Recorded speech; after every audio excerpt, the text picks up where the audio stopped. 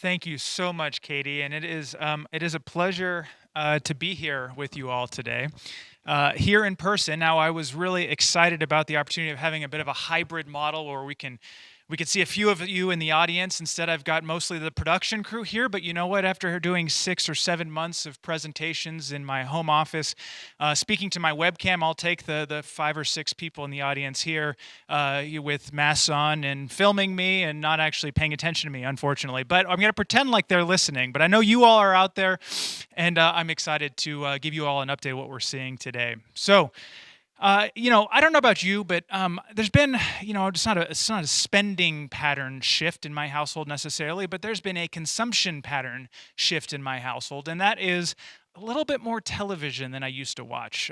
We're not big TV folks in my home, and we try to keep the screen time to a minimum with our kids. But I tell you what, there's been times where we just needed a good old-fashioned lighthearted comedy.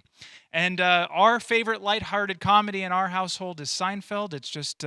It's a well that never runs out of good old-fashioned fun.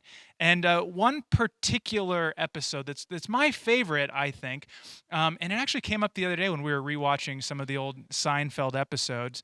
It's the Bizarro World episode. I'm not sure if any of you are familiar with this episode, but if you are or not, we're going to run through a little bit of my favorite part of this particular episode.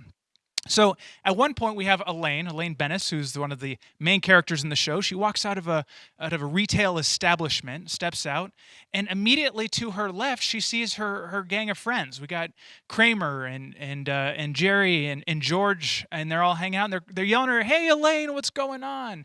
And at the very same moment, the other end of the sidewalk, we see her new boyfriend, Kevin, as well as his two friends, Gene and Feldman. Something feels a little bit weird about this interaction here. This second group of friends, very similar to the old group of friends, but there's something a little bit different. There's this generosity and kindness that exists with this new group, which is sort of juxtaposed with the cynicism and the sarcasm of the Seinfeld gang. Well, I don't know about you, but the last 6 to 9 months has sort of felt like a bizarro world just like this, right? We have this sort of group of friends that is on the other end of the sidewalk that look like us, look like the normal world that we experience, but just a little bit different, a little bit more awkward. Whether that's birthday parties through Zoom, me being here speaking to you all in front of a bunch of empty chairs, that's a good example of a bizarro world. Getting a haircut from my wife, although she's done a pretty good job, I think. Eating at restaurants with a plexiglass shield sitting between us. A lot of weird stuff out there these days. One of the strangest is us as Central Oregonians is when you're on a hike, you're walking and you see someone coming on the trail, having to step aside and get off the trail for someone to get by you. Different things, different experiences for us in 2020. And absolutely not my favorite, but an experience in our household has been online kindergarten. I'll say that again. Online kindergarten. It's been rough. But like I said, bizarro world is how we describe 2020. Now, we are in a recession, but this is not like a recession that we've ever experienced before. It might have looked something like what the 2018-2019 recession with the Spanish flu pandemic looked like, but I don't know about you, but I don't remember it specifically. And we didn't spend a lot of time in graduate school talking about the Spanish flu recession. But I would say that 2020 does look dramatically different from that experience. But for us, our lived experience, this is a different kind of economic shock than we've ever experienced here in Central Oregon or really any time across the nation. So for some instance, for some examples of how this is a bit of a bizarro world recession for us, our most impacted industry in this current recession, which is leisure and hospitality, was our least impacted industry in our last recession. And inversely, our most impacted industry in the last recession, in the Great Recession in 2008, construction, is our least impacted this time around. A complete flip-flop of what we saw before. Another example, rural communities got a direct hit from the Great Recession, especially those communities that were sort of tied to the wood product sector, which was a lot of our communities here in Central Oregon. Got a direct hit from the last recession, but this time we're finding out that many of our rural communities are getting more of a glancing blow from the COVID-19 recession. Women are being impacted more than men when it comes to layoffs. Once again, a complete reversal from what we saw in 2008. As Anirban had just covered, our to this point, our recovery has looked very V-shaped, a very fast, rapid recovery, which once again looks nothing like what we experienced in 2008, which here in Central Oregon, really significant losses, and then years of stagnation, and then eventually a recovery. The list goes on, and like I said, this is really a bizarro world recession, and it just seems fitting for us in 2020, doesn't it? So we have just heard some really high level, sort of macro and national level perspective from Anirban, and I just great content there. I really appreciated and learned a lot from his talk. And I normally have to sort of cover some of these national trends, but I don't have to because he hit all that stuff. So I get to focus very local for us for with the rest of my time with you all this morning, and also because of tomorrow's content, because of the fact that there's going to be a real estate event tomorrow that I hope you all stick around for and tune in for. I don't have to cover any of the real estate or construction trends that I might otherwise talk about also. So we're going to stick with employment and labor force here, mostly in Central Oregon and Oregon more broadly, and give some updates with how the COVID pandemic has been affecting us in this bizarro world of 2020. So, quick warning though, I want you to buckle up because we have a lot of slides of information, a lot of data. I try not to do too many slides of lines and numbers and all that stuff, but I tell you what, there's so much going on right now, and I want to give you guys as much information as possible. So, like I said, buckle up and get ready for us to sort of rip through some information here. With that being said, so our job losses, let's do high level job losses. Here in Deschutes County, which is the blue bars that you see here, you can see employment levels indexed to what we saw back in January. So here in Central Oregon and Deschutes County, we lost 17% of total non-farm jobs in the initial shock from the COVID-19 pandemic. Slightly worse hit than we saw statewide, closer to 14% job losses. Now, this makes perfect sense, as we'll get to in a little bit here, talking about the industries that were most impacted. Those industries that were most impacted, we happen to have a high concentration of here in Central Oregon, which explains why Deschutes County had a slightly bigger shock than we saw statewide. However, what's really impressive is you can see what our employment levels are sort of relative to that previous peak, have been recovering incredibly quick. This is that V-shaped recovery that Anirban was talking about. And as of September in Central Oregon, or I should say in Deschutes County, we're sitting with employment levels just 8% below the previous peak. Now, that is a huge improvement from that 17% below that we saw early on in the shock. So, massive, massive improvement in just a 5-month period of time. We do have the numbers for October that were for the state that were just released yesterday, and we're seeing that once again improvement there. We're sitting about 7.5% below the previous peak. So that sort of recovery continued, albeit at a slower pace into October. And there was a lot of concern that as we moved into the colder months, that our pace of recovery would slow dramatically. And we'll talk about the freeze here in a little bit, which will continue to slow our recovery. But it was a continuation of that recovery into October, and when we release the Deschutes County numbers next week, expect to see the same sort of narrative where October was still us progressing, moving forward in the job front. So this rebound has been really impressive, but it's important for us to understand that the virus, the COVID-19 virus, is really what is in charge right now. Our recovery goes as our ability to manage this public health crisis goes. So my first time I'll say it is continue to do the best you can to physically distance from others, stay within your social bubbles, wear your masks, all the things, because our recovery is going to be dictated by us being able to manage these caseloads right now. And just remember, there is hope on the horizon. These vaccines are going to be here soon enough. We just need to get through the next 3 or 4 months. So let's give, if we're switching gears a little bit and talking about unemployment instead of jobs itself, we see a sort of a similar story. Like I said, we've added back roughly half the jobs lost from the initial COVID shock. And if we look at the number of unemployed, we see we have roughly half as many unemployed today or more than half as many. We cut that number by more than half from the peak of COVID. In fact, we're sitting now with roughly 7,000 unemployed people in Deschutes County. That's a huge number. That number is well over twice as many as we would expect to see had COVID not been a thing. But that's dramatically lower than the roughly 18,000 unemployed Central Oregonians we saw in May. So once again, remarkable improvement when we're talking about the labor force and employment outcomes of Central Oregonians themselves. So as we're talking about this improvement, it is critical for us to really understand that behind the scenes there is one worrisome trend, one really big sort of elephant in the room. We're seeing the number of unemployed people plummet across the state and for us here in Central Oregon.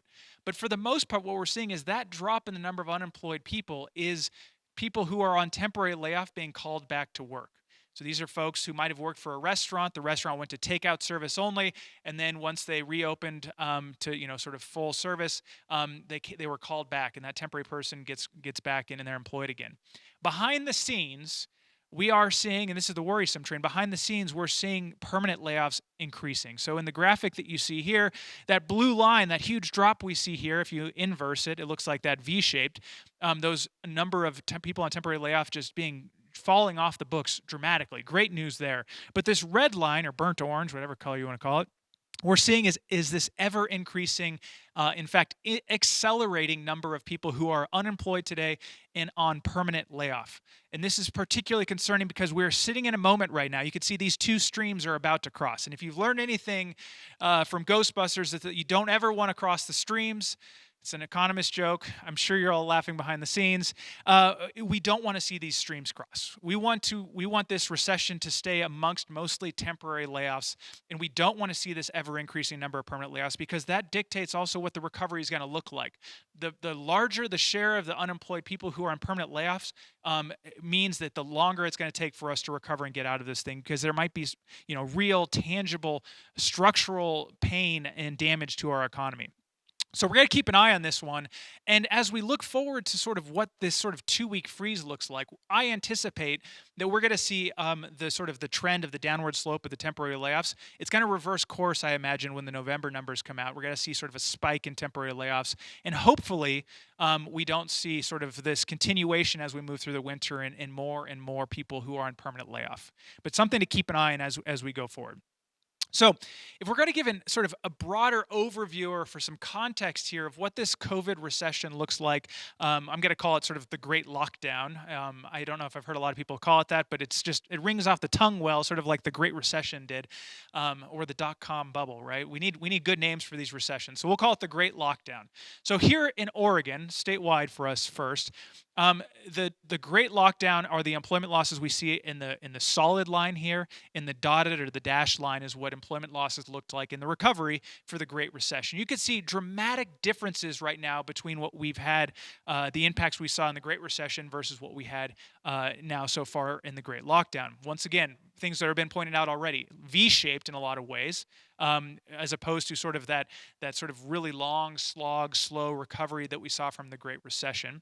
But despite the V-shaped recovery and the fact that we've seen just this remarkable growth in jobs in this five-month period of time, here in Oregon, through October, we still have a Great Recession-sized employment hole that is sitting in our economy right now. So, it's people often say, is the glass half full or glass half empty? As economists, we don't actually, do that sort of optimism, pessimism thing. We just say it's 50% full.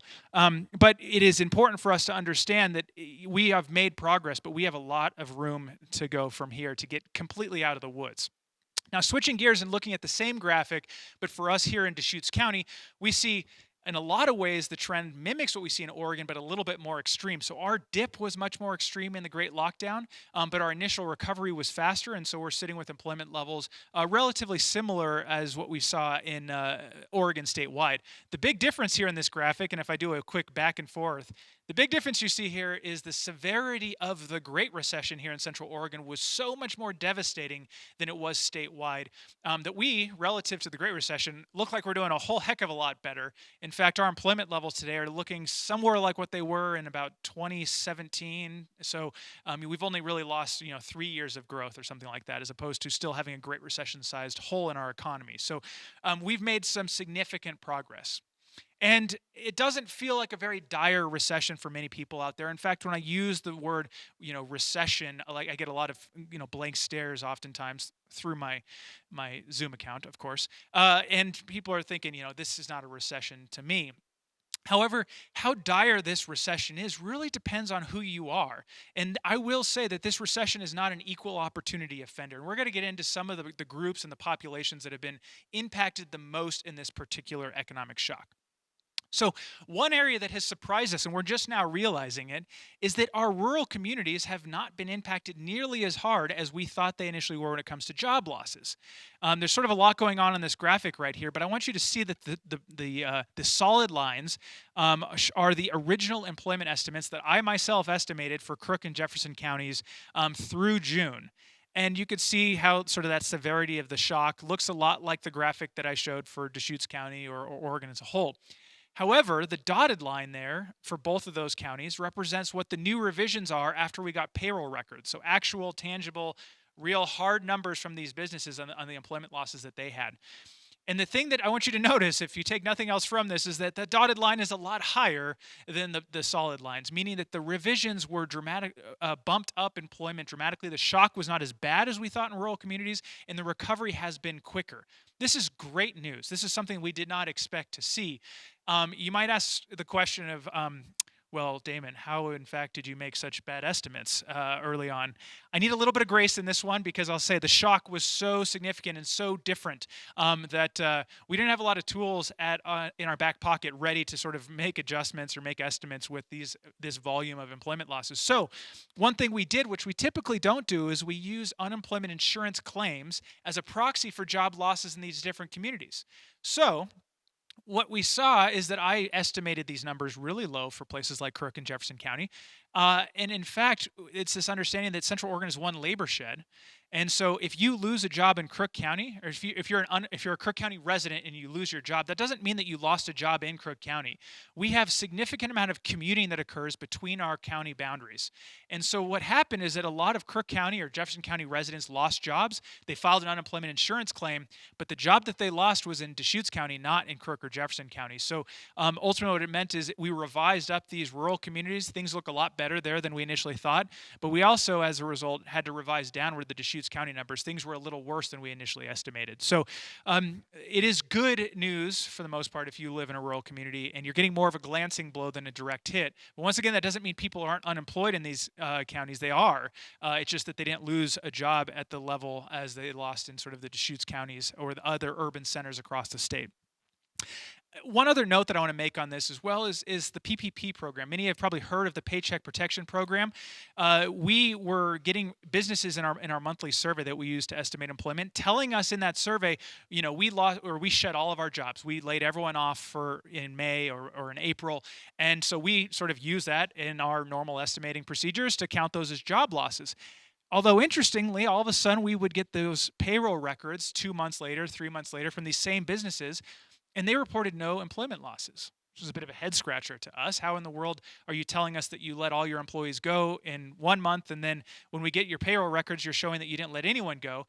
And that distinction is that a lot of these businesses got PPP funding, payroll protection funding, which was part of the CARES Act.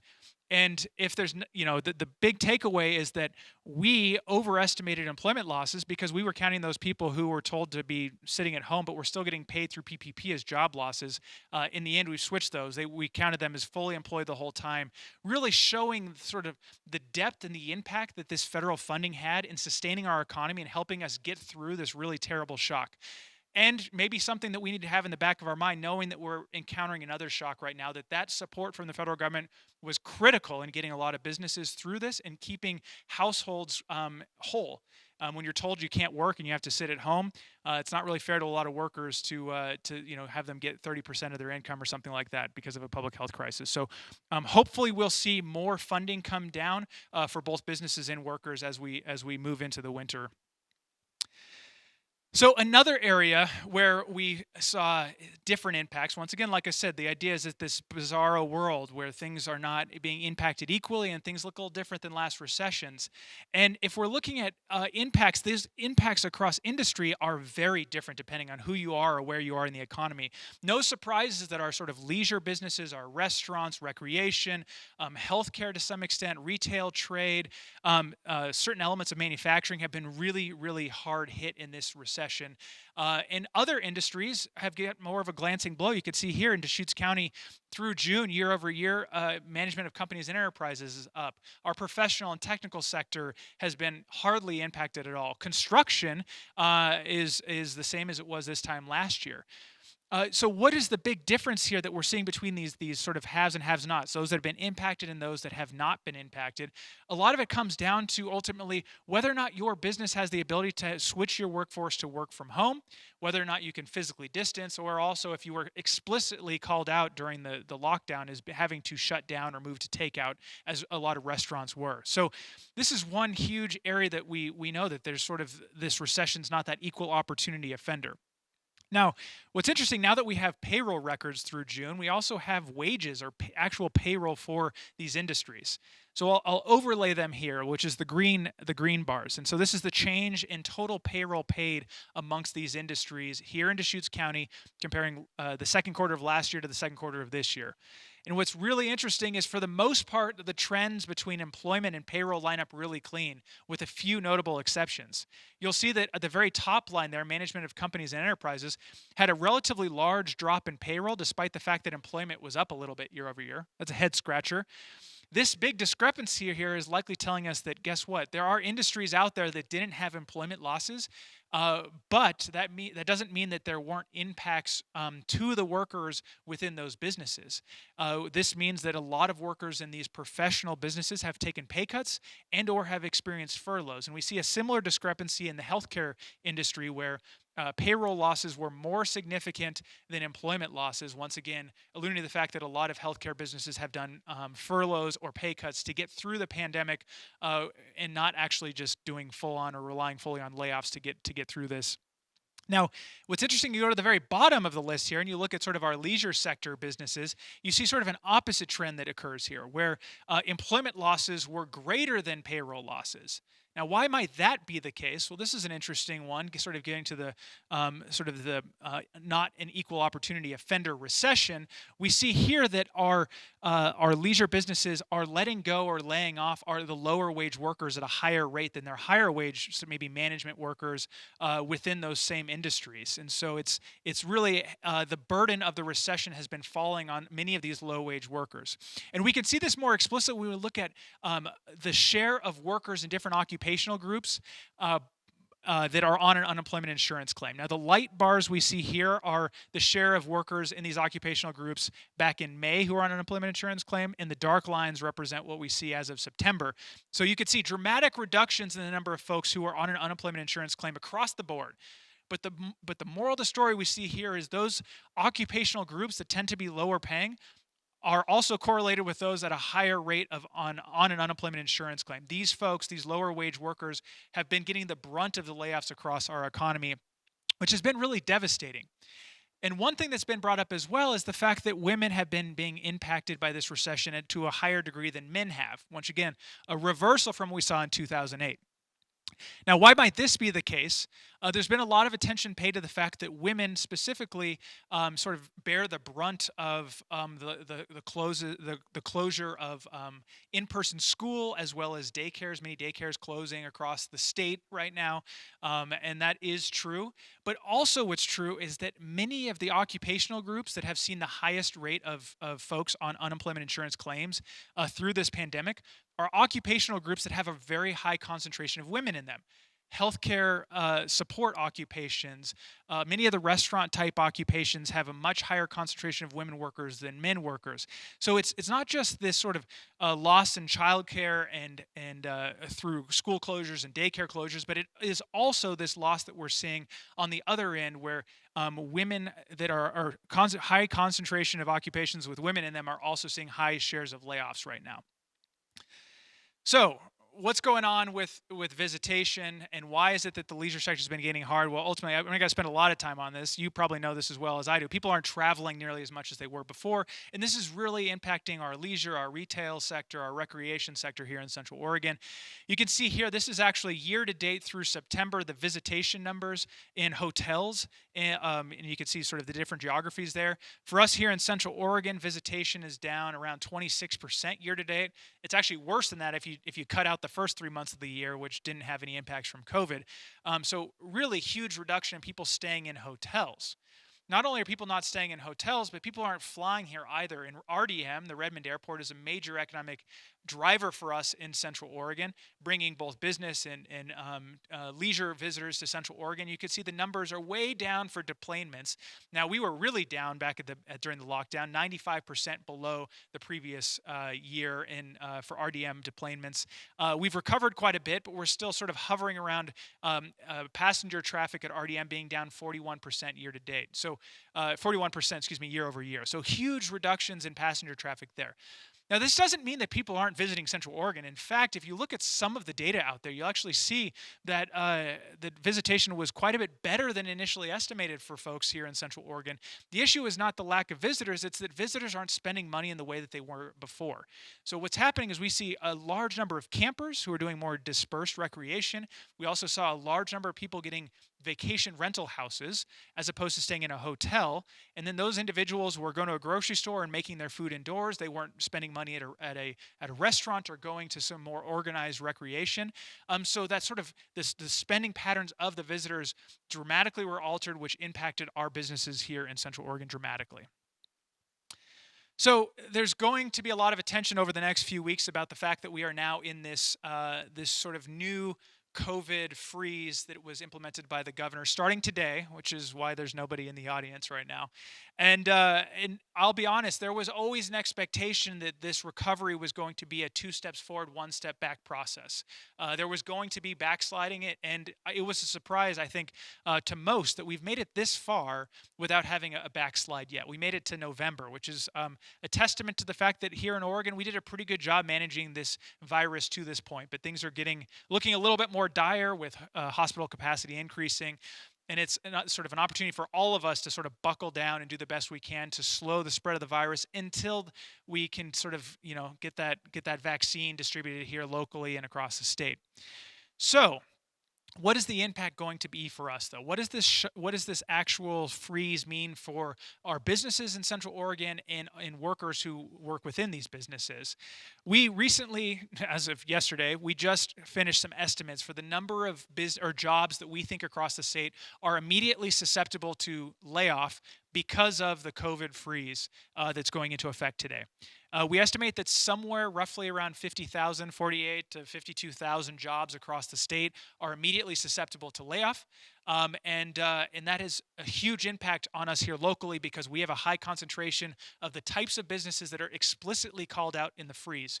Once again, sort of the restaurant and the leisure sector, which is something that we do particularly well here. So we can talk more about this in the Q&A and have more of a conversation about this, but we expect that when the November numbers come out that, as Anirban said, everything to this point has looked very V-shaped, but it is sort of situating itself right now to maybe have this backslide, and it's got to look a little bit more like a W-shaped recovery for us than a V-shaped as we move forward. And finally, despite this freeze, I want to leave you all with a little bit of optimism, a little bit of hope, because this has been a remarkable recovery. And despite the fact that certain groups, certain populations have been really significantly impacted, even for those groups, we've seen a lot of progress in the last few months, and we're moving in the right direction. It is going to be a time here soon when we can go and eat at restaurants again. We can go to concerts. We can do all the things we were used to. We don't have to have the plexiglass dividers between us again. And I think Elaine Bennis, in the end of that Seinfeld episode, really said it best when she left her new group of friends, these bizarro Seinfeld friends. She left them and she said, how did she say it? I am from the real world, not the bizarro world. And the two simply do not mesh. And I think that's true for us today as well. We are not from this bizarro world that is 2020. There is hope on the horizon. We're moving forward. There's going to be progress. But like I said, expect this W-shaped recovery maybe. Expect this backsliding. But we're going to keep moving forward. And I have a lot of hope that 2021, by the summer of 2021, that those of us here in Central Oregon are going to be feeling a lot better about the future of our economy here locally. And with that, I want to say thank you so much, and I think we're going to start some questions for the audience. I want to start our Q&A off here, kind of where you left off. There are a few questions in the queue, and you and I spoke ahead of time about unemployment insurance and the trends that are going to be happening with these recent shutdowns. I'll tell you that my text and email lit up over the last week after the governor made the announcement. A lot of folks struggling just to keep the doors open. and asking for advice for themselves and also their employees. Can you tell us how the Department of Employment is getting prepared for this next pullback? Yes, great question, and I have some advice for all of you out there, whether you're a business and or a worker who might be laid off in the next 2 weeks. So, a few things from the Employment Department's perspective. The Unemployment Insurance Division wanted me to relay some information to you all. So, first is if you're an employer out there and you are expecting to do a mass layoff, there are resources on our website that you can go to. Explicitly go to the employer section, and you can sort of do batch applications for unemployment insurance claims for your workers, which will streamline the process in a lot of ways, sort of give the agency a heads up that these workers are coming down and are going to be unemployed soon. So for businesses, I highly recommend going to that and getting that resource because that's going to make life a lot easier for your workers and in a lot of ways for you as well and for the agency. It's got to just make this process faster. For workers, if you are somebody who was unemployed before on an unemployment insurance claim, we recommend that you go to the website too. Make sure to go through all the information, make yourself familiar with the process again. But understand that you are restarting your claim. So when you are filing for unemployment, you are doing a restart. You're not filing a brand new unemployment insurance claim, and that's a really important distinction to make. And ultimately, if you have any questions about what you should be applying for, what you qualify for, et cetera, they're on the Oregon Employment Department website. We do have resources, a small survey that you can do that will guide you in which programs you should apply for, which ones you qualify for, and what makes most sense for your circumstances. So really, we guide you to the website. I want to sort of give some confidence to the audience to know that the agency is much more prepared for this potential wave in unemployment insurance folks that we're going to see with this particular shock. Staffing levels are ramped up. We actually have the National Guard helping us take claims. So we thank you for their service. And it's going to be hopefully a much more streamlined, faster process this time around. Great. That's great to hear how well prepared you folks are going to be. A couple more questions about unemployment insurance. Just a few folks, if you could just reassure everybody that there's still money in the bank, that you will get your claim fulfilled if you qualify. And then somebody else is asking, they're seeing their uninsurance benefit, or excuse me, costs rise. So are the premiums rising, the rates rising across the board? Is that kind of an anomaly, or what's really happening to keep the coffers full at the state? Yes, well, this is the best news perhaps that I can have, which is our unemployment insurance trust fund here in the state of Oregon is amongst the most solvent that we have anywhere in the nation.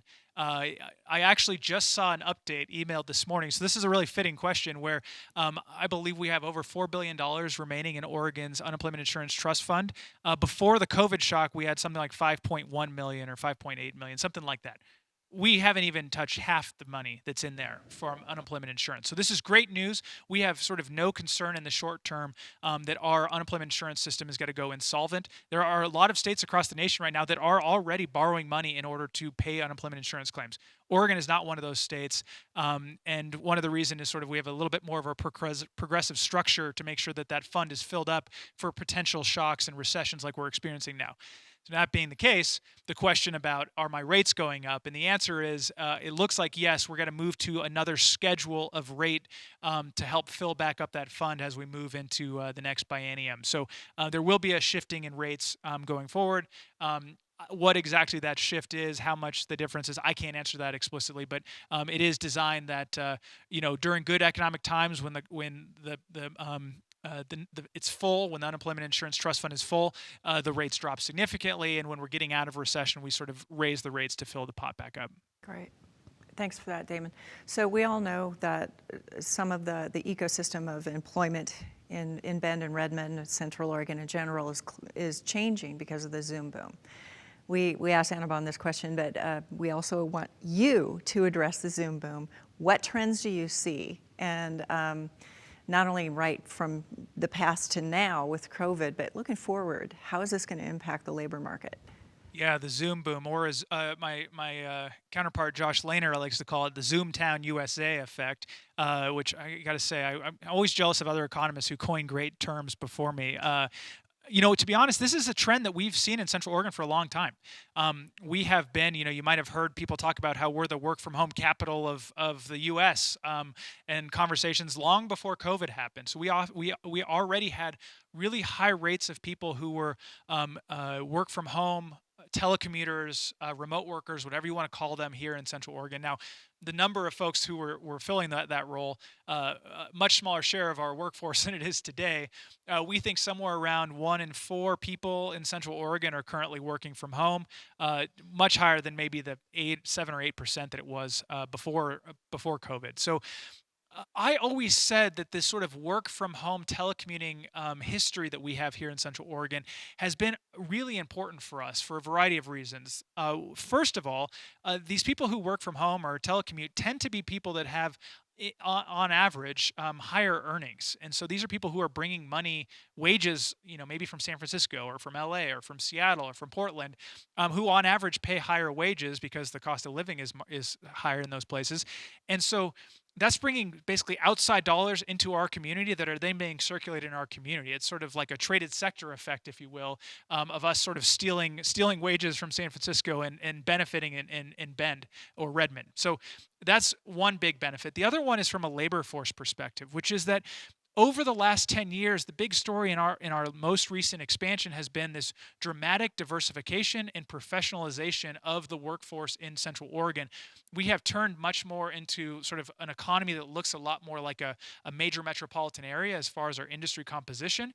And having these remote workers who are coming here with these various and technical skills means that our skilled workforce is significantly bigger, which means that if you're a business in Central Oregon who's looking for a designer, a lawyer, an engineer, whatever it might be, an economist, then you have opportunities to hire people who otherwise wouldn't have been in Central Oregon before.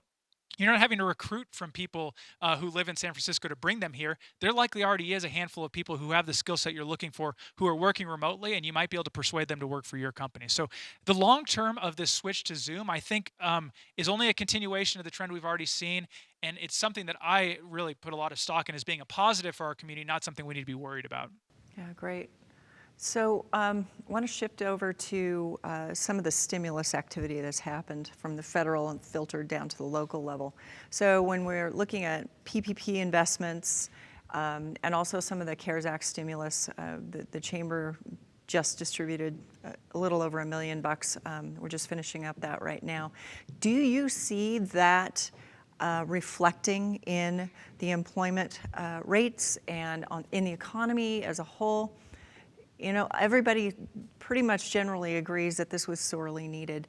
How do you think that's manifested itself here in Bend and Central Oregon? Totally. I can't do enough to say how important the CARES Act was. It was, and there wasn't just one CARES Act. There were sort of multiple phases of federal stimulus that happened. But like I said, when I was looking at these initial estimates of employment that businesses were giving us in the monthly survey versus what they reported in their payroll numbers when they finalized their payroll taxes, huge discrepancies.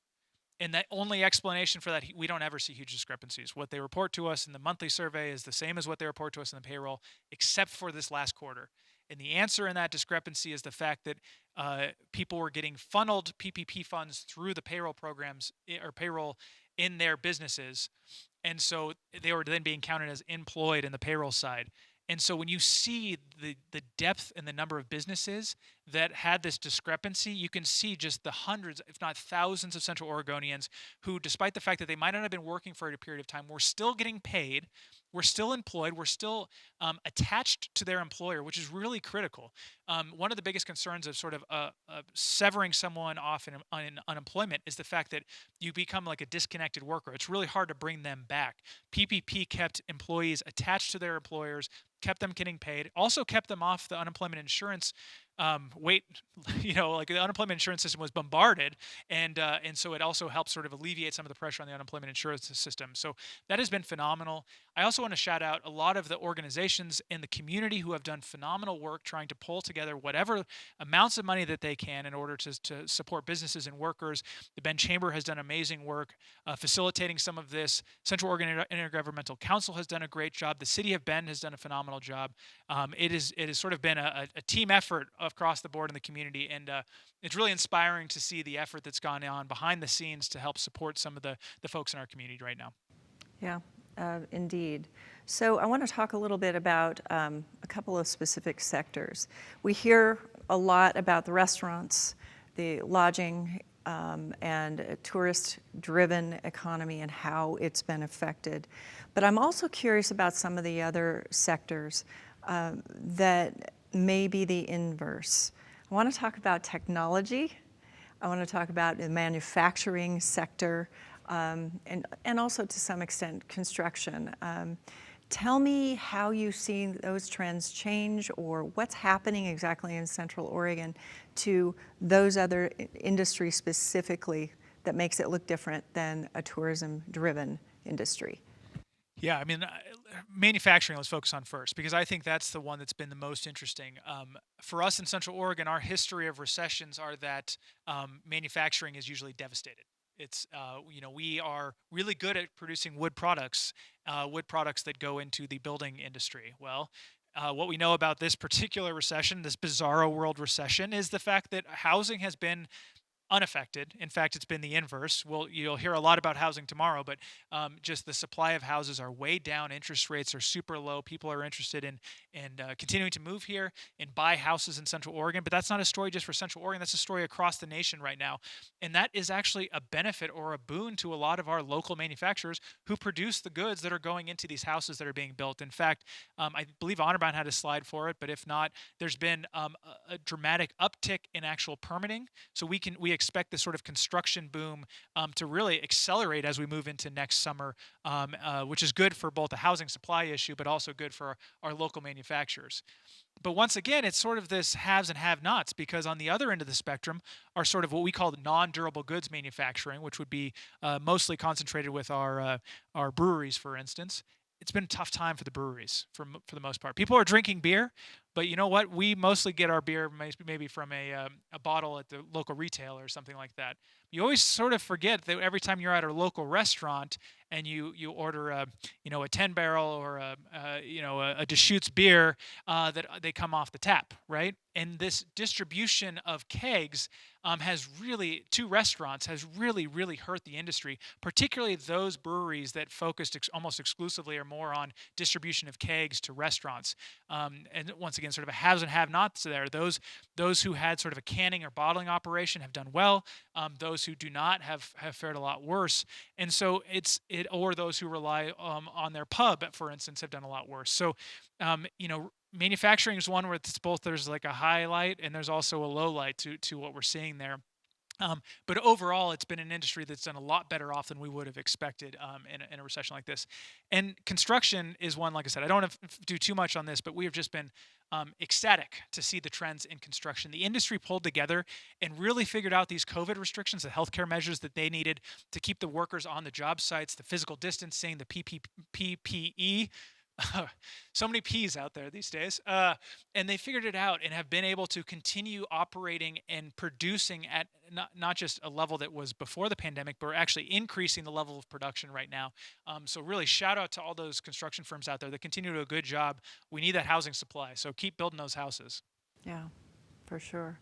So we have time for one more question, and I'd like to talk a little bit about, let's say it's you and me sitting here in 2021, this time next year, as the lights come back on and hopefully our restaurants and other businesses survive not only the next couple of weeks, but the full winter. It's all interrelated. How one sector will affect the service sector. And at the Chamber, we do represent a lot of this industry. Let's say we have a vaccine, it starts to get distributed well, and the trend down for the lodging and the most impacted industries, what does the trajectory actually look like coming out for those most affected? I think a lot of the projections that you're seeing right now is that a full recovery is not expected. In fact, the Office of Economic Analysis today just released their most recent revenue forecast. Their expectation is still 2023 is when we'll be completely recovered from a revenue standpoint for the state, but that sort of is also sort of translates to what we'd expect from an employment perspective. That might be true. I actually am much more optimistic than that for us locally, especially. If there's anything that we, the shocking number of visitors that came to Central Oregon, despite the air travel being way down and the hotel visitors being way down, we do know a ton of people were visiting. Car traffic or car visitation to Central Oregon was way up. Like I said, the uh, Airbnbs, VRBOs, these other sort of short-term rentals, way up as far as occupancy goes.